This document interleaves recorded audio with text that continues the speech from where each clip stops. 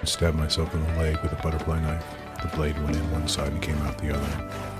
For a second I didn't understand what I was seeing, and then I saw the blood, a lot of it. My friend Kevin saw it too. He almost passed out.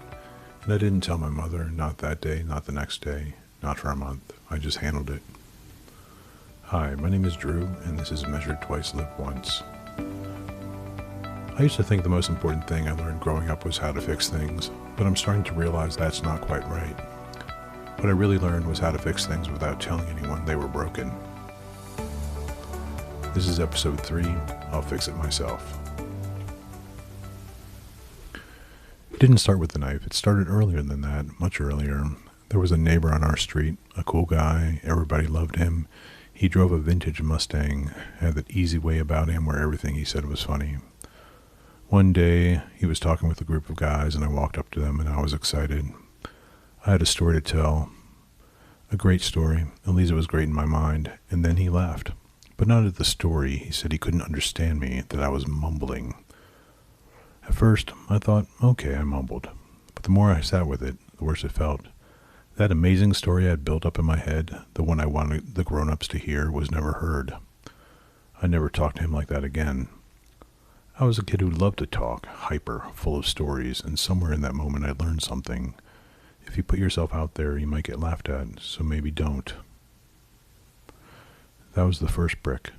I've moved past that moment, but that brick became part of the foundation for everything that came after. The house I grew up in had windows, and I broke them, not dramatically, just normal kid stuff. A ball going in the wrong direction, that sound you immediately wish you could take back. And then the moment after, that specific silence where you are the only one who knows something is wrong. My dad loved hard, he yelled hard, and I knew what happened when something got broken. So I fixed it myself. I remember the first time the house was quiet, the kind of quiet where every step sounds louder than it should. I took one of the double pane windows from another window, cut the glass myself, and reinstalled it. It was a miracle my dad had replacement panes. It was a bigger miracle I didn't cut myself doing it. And when he came home, nothing, no yelling, no spanking, no conversation at all. Just normal. He did not know. And that's where the lesson landed. Not when the window broke, but when nobody found out. I remember thinking he would actually be proud of me if he knew, in another context. But I never dared tell him, because silence felt like safety, and safety felt like success. So I didn't just learn how to replace glass, I learned something bigger than that. If I can fix it before anyone sees it, it doesn't count as a mistake. A few years later, I was playing catch with my friend Kevin with a Nerf football. It was a summer day, and for reasons I cannot fully explain, I was using a butterfly knife to catch the football. At time that seemed perfectly reasonable. The ball bounced, and the next thing I knew, I looked down at my left shoe, a brand new white Diodora. There was blood on it, but I was wearing red pants, so I was confused. I couldn't figure out where the blood was coming from. I pulled up my pants leg. The knife had gone in above the shin, one side and out the other. I had cut a nerve. I never felt it. I saw the blood before I understood what I was hurt. Kevin understood it. He almost fainted. Then he ran inside to get a first aid kit. Blood covered the entire sidewalk square. That should have been the moment an adult got involved, but it wasn't. For 30 days I cleaned it and bandaged it myself. Band-aids, tissues, whatever I could find, at one point duct tape. I kept thinking, I've used every tissue in the house. She must know, but she didn't. The only reason I finally told my mom was because the color looked wrong. After a month of a wound that should have been stitched, it just looked strange. We went to the doctor. I had told my mother that I hurt my leg on a curb playing football. But off came the masking tape and Kleenex. She was shocked. She had no idea. She grounded me and took away all my knives. But here's the thing. I wasn't scared of getting hurt. I was scared of being in trouble. Those are two very different things. And I had a reason to believe I could handle it. I was a Boy Scout. I had my first aid badge. I had fixed windows. I had gotten away with things before. My system worked. Around the same time, there was a BB gun. My friend asked me to shoot him in the butt. Which sounds insane now. At first I said, no way, but the way he begged seemed like a reasonable request. I told him, okay, I would pump it only once, but he had to run all the way up the street past the mailbox. He agreed. I pumped it once, aimed, I shot him. At first he was laughing, and then he wasn't. He started crying and ran toward his house, and I started thinking fast. I'm not even sure I was thinking, so I convinced him to shoot me back. My logic was simple. If he shoots me, I can't get in trouble for something he asked me to do. While we were loading the gun, my left pointer finger was over the barrel. The gun went off. Bam. My finger swelled up immediately. I did not tell my parents, not that day, not the next week. A month later, when the swelling finally went down, I discovered the BB was still in there. It never came out. It's still there today. And every now and then I notice it, and I swear I can tell when it's going to snow. I was becoming very good at my system. The thing about a system that works is that you trust it, even when you probably shouldn't anymore. When I was 17, I misplaced my wallet at Boy Scout camp in Canada. I tore my tent apart looking for it. Came to the only logical conclusion. Someone from another troop must have stolen it. I told everyone, made it a whole thing, and that night I climbed into my sleeping bag, and there it was. I never told anyone I found it. In my early 20s, I was asked to design sets for a theater production, The Best Little Whorehouse in Texas. I had no idea how to price things out. I underbid badly. As the show got closer, I was out of money, so I fixed it, scrapped wood, old screws, figured it out quietly, and nobody knew. I would build things around the house so people would think he must be good, he must have it together. I was also afraid of making somebody mad, always afraid of being seen as the problem. Around that same time, there was driving. I worked late a lot, and a lot of nights, late meant drinks first. I knew I couldn't drive, not really, so I'd tell myself, stay a little longer, sober up a little bit, then drive. But staying longer just meant another drink, and another. The drive home was 17 minutes sober. Some nights it took me close to an hour. I knew where the checkpoints were. I planned around them. Different routes, longer routes. And if I thought I saw a cop car behind me, I'd turn, just to be sure, then turn again. That paranoia added time too. Sometimes I'd pull over for 5 minutes just to try and focus, just to feel normal enough to keep going. One night, I needed gas, really bad, or I was never going to make it home, and an old cop car got behind me. I couldn't lose him. I tried a few different turns. He stayed right there.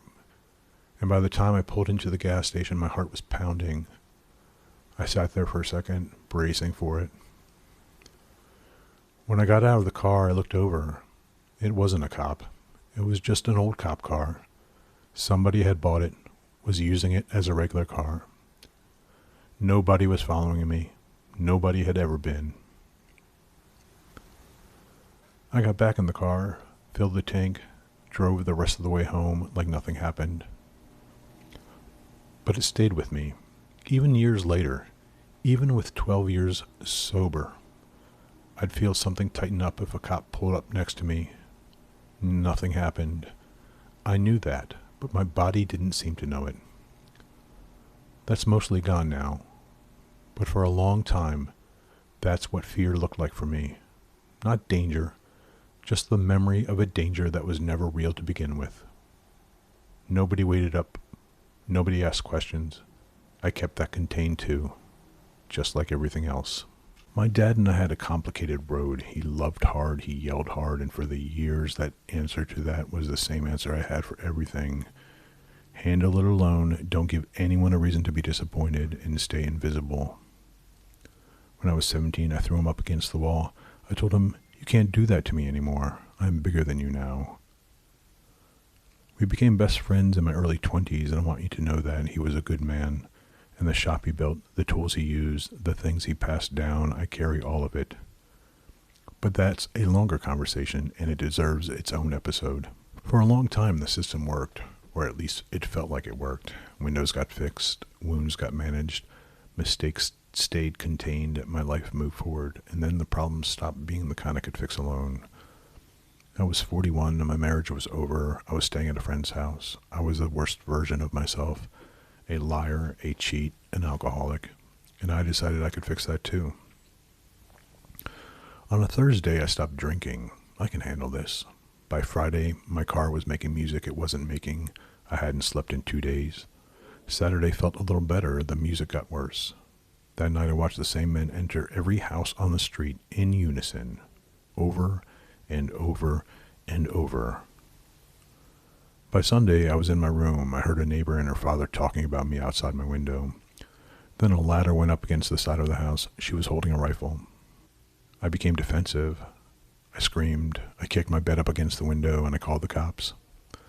They came, they searched, they never found her. I looked everywhere with them. I apologized to the cops, asked if I could leave, and they said yes. I got in my car and I drove to someone that I had hurt, someone who had every reason not to open the door, and I said 3 words I've never really meant before. I need help. Years later, I realized the man and the woman, the neighbor with the rifle, they were never there. But here's the thing I still think about. If I was that far gone, why did the cops let me leave? Were they even there? I ended up in the emergency room and my doctor told me I would not live past 50. I remember hearing that and trying to process it the same way I always had, like it was just another problem I could manage, something I could control if I adjusted enough things. But it wasn't like that. It was bigger than that. In recovery, there's a step 2. Came to believe that a power greater than ourselves could restore us to sanity. For me, that was the first time I had to look outside myself, not for advice, not for a better plan, but for something I could not generate on my own. And that was uncomfortable, because my whole life had one answer: me. Every once in a while, where I work, I teach a class on recovery, and I tell the guys something I had to learn the hard way. A lot of us had our first drink at 12, and we used it for everything after that. For confidence, for pain, for silence, for noise, for just fitting in. So I asked them, what made 12-year-old sober you happy? Before the drink, before the system, before all of it, what did you love? For me, it was sports, soccer, football, baseball cards laid out on my bed, riding my bike to Kevin's house, and playing outside all day until it got dark. And the shop, always the shop, that basement, that smell of stain and sawdust, watching my dad work, absorbing it without knowing I was absorbing it. That kid didn't need to fix anything alone, he just loved building things. When your mom tells you the stove is hot, you touch it anyway. You never touch it again, you learned. That's being human. We learn from the things that burn us. We just have to survive them first. There's still a BB in my finger. It has been there for decades. I stopped trying to fix it a long time ago. Some things you just carry, but some things are not meant to be carried alone. And I didn't know that for long enough. But I do now. I have 2 beautiful, handsome, amazing, talented boys. And I'm building the shop for them too. Not just so they have a place to build things, but so they know you do not have to fix everything alone. Today, I have 12 years of sobriety. I have MS. I have ADHD, among other things. I am an artist. I am a man who is still learning how to ask for help. And I am building my shop back, one tool at a time, going back to get that kid. Thanks for listening. I'll see you next week. Keep building.